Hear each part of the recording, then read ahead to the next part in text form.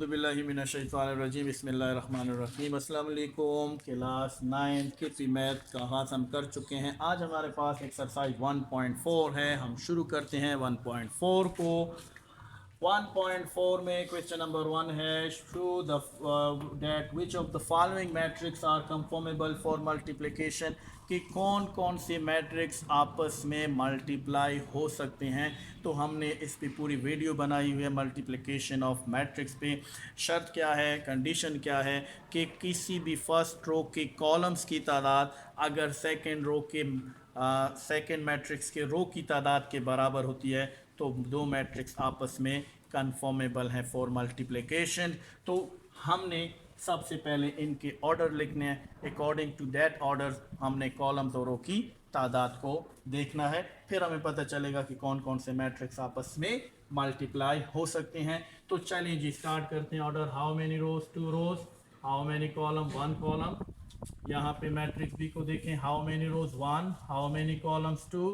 Matrix C को देखें, how many rows, 2 rows and how many columns, 2 columns.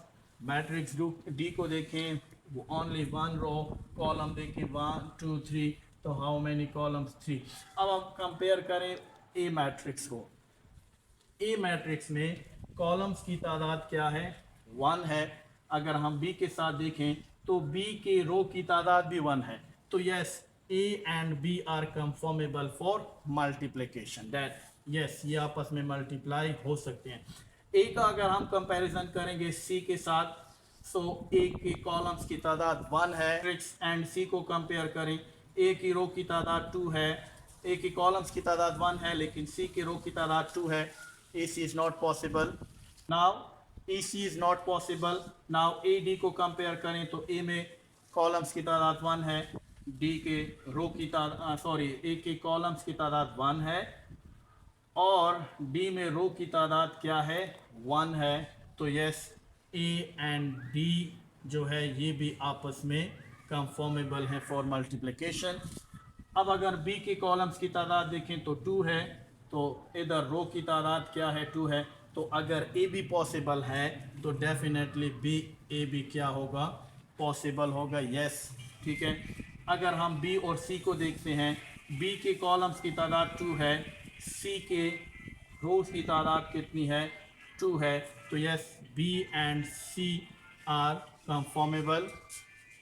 B और D का comparison करें, बी इन कॉलम्स की तादाद 1 है और इधर हम देखें डी के बी के कॉलम्स की तादाद 2 एंड डी की रो की तादाद क्या है, 1 है। तो B D is not possible, A C is not possible. लेकिन अगर हम सी ए को देखें, सी में कितने कॉलम्स हैं, 2, और ए में कितने रोज हैं, 2।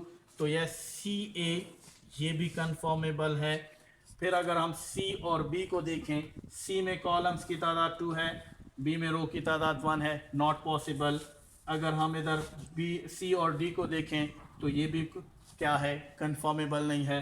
डी को देखें तो हमने यहाँ पे देखा कि ए डी पॉसिबल है, तो क्या डी ए पॉसिबल है। तो डी में कॉलम्स की तादाद क्या है, 3। ए की रोज की तादाद क्या है, 1 है। तो बी डी भी डी ए भी पॉसिबल नहीं है। क्या डी भी पॉसिबल है, तो डी में क्या है जी, कॉलम्स की तादाद 3 है, इधर रो की तादाद 1 है। बी डी भी आपस में पॉसिबल नहीं है। अगर डी और सी को देखें तो डी में कॉलम्स की तादाद 3 है, लेकिन सी के रो की तादाद 2 है, तो ये भी पॉसिबल नहीं है। Question number 2, we have two matrix, matrix A and matrix B. So find out these three questions. Question number 1, is it possible to find AB? क्या ए बी पॉसिबल है फाइंड करना, यानी ए मैट्रिक्स और B आपस में multiply हो सकते हैं। मल्टीप्लिकेशन से पहले सबसे पहले हमने देखना है कंडीशन, कि क्या वो कंडीशन जो है वो मल्टीप्लिकेशन की क्या यहाँ पे वो फुलफिल होती है। तो सही नहीं होती तो फिर ये ए बी पॉसिबल नहीं होगा। तो वही जो कंडीशन है कि फर्स्ट मैट्रिक्स की कॉलम्स की तादाद देखिए और सेकंड मैट्रिक्स के रो की तादाद देखिए। अगर मैट्रिक्स ए के कॉलम्स की तादाद देखें तो मैट्रिक्स ए के कॉलम्स की तादाद है 2 और बी मैट्रिक्स के रो की तादाद देखें तो रो की तादाद क्या है जनाब, ये भी है 2। तो is it possible to find A B? तो यहाँ पे कॉलम्स की तादाद और यहाँ की रो की तादाद क्या है, इक्वल है। तो यस ए बी जो है ये फाइंड आउट हो सकता है। आंसर आपका यस होगा।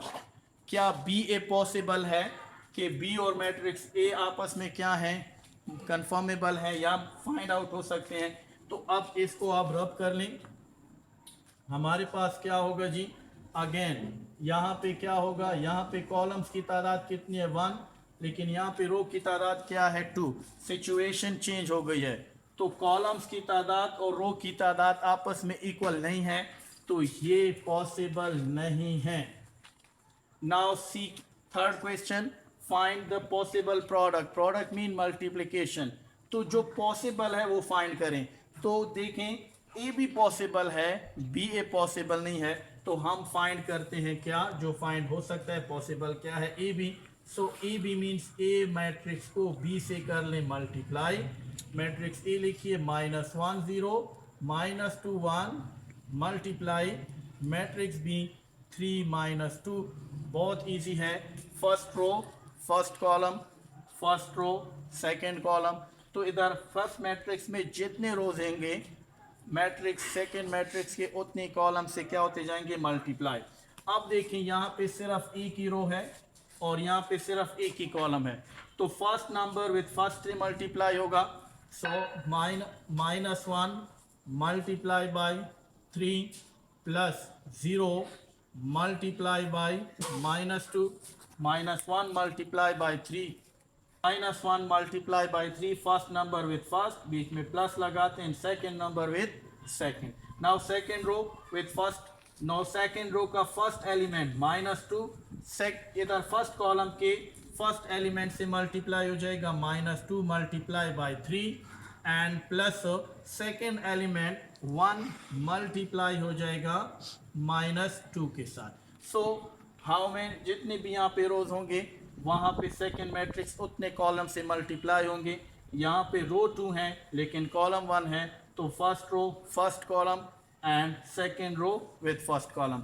यहाँ पे सिंपली कैलकुलेशन है, -1 मल्टीप्लाई 3, -3 के साथ कोई साइन नहीं है, प्लस डिफरेंट साइन मल्टीप्लाई होंगे तो माइनस आएगा, तो ये हो जाएगा -1 प्लस 3 तो -3 plus n2 minus minus 0 multiply by 2 तो 0 माइनस n2 प्लस -2 जब प्लस 3 से मल्टीप्लाई होगा तो साइन चेंज हो जाएंगे, minus plus minus 2 3 are 6 and again +1 multiply हो रहा है -2 से, डिफरेंट साइन मल्टीप्लाई होंगे तो माइनस एंड 1 2 आर 2।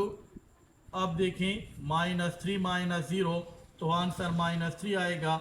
-6 -2 एडिशन हो रही है, साइन चेंज नहीं होगा, ऐड हो जाएंगे -8, तो ये आपके पास आ गया AB।